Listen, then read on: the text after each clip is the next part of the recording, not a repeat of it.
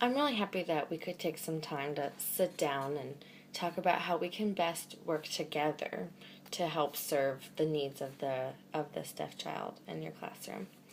I'm happy that you wanted to sit down and talk with me. Something I wanted to start off with is addressing how we can help the deaf student be just like all the other kids in the classroom.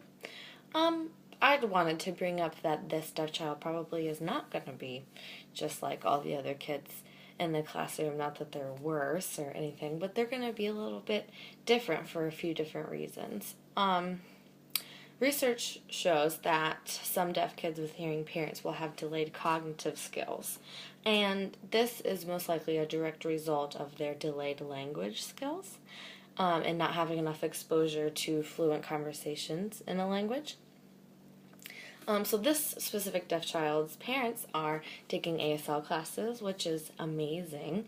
It's awesome that they're getting they're taking steps to communicate with their child and that the child is getting language stimulation at home. But this means that the parents are not fluent in the language, and so the child is not being exposed to fluent conversations and spontaneous conversations that they can easily grasp the language with, such as all the hearing kids in the classroom probably are learning English at home, having conversations with mom and dad. So there's one big difference.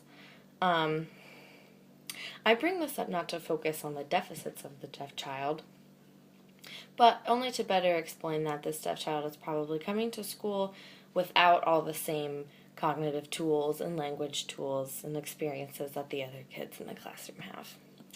I'd also like to bring up the concept of theory of mind.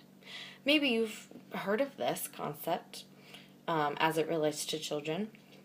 In your field, maybe you've heard of this. If not, I think it's a pretty useful tool when deciding what to keep in mind when educating a deaf child. Theory of mind is basically a child's understanding that others think differently from themselves. It's their ability to think about what others think about. It's a pretty abstract concept, and this really starts to come about strongly around age 4. So it's pretty pertinent for this kindergarten group. They're like right after that age.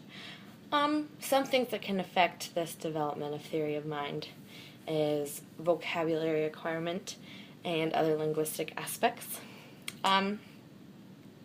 So this will probably affect the deaf child's ability to process how others think because they don't have enough language to do so. They don't have enough language to think about how others think, this abstract concept in their mind. I bring this up to demonstrate that the deaf child may be behind on their theory of mind development compared to the other students in the classroom. Something we could work on together to help this development in the deaf child would be to implement turn-taking rules so that one student in the classroom is answering a question at a time, maybe. This will allow me to interpret each individual student more easily, and so giving the deaf student access to their individual personalities, their different ways of thinking, each student's different perspectives.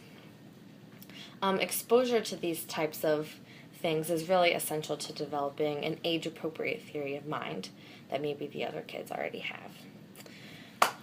Something else that I think you may agree with would be helpful for the students in the class, all the students in the class, would be time allotted for the students to share their opinions on subjects with each other in small groups. This could be implemented during any part of the class you see fit. You're the teacher, you can decide where these things can go. I think this would be helpful, though. And this type of discussion can help all the students better understand that others have differing opinions than them, and each child could benefit from this type of activity, I think.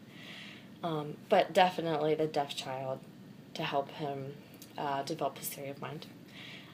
Anything like this would help make my interpreting for the deaf student more beneficial by increasing the instances in which theory of mind can be developed.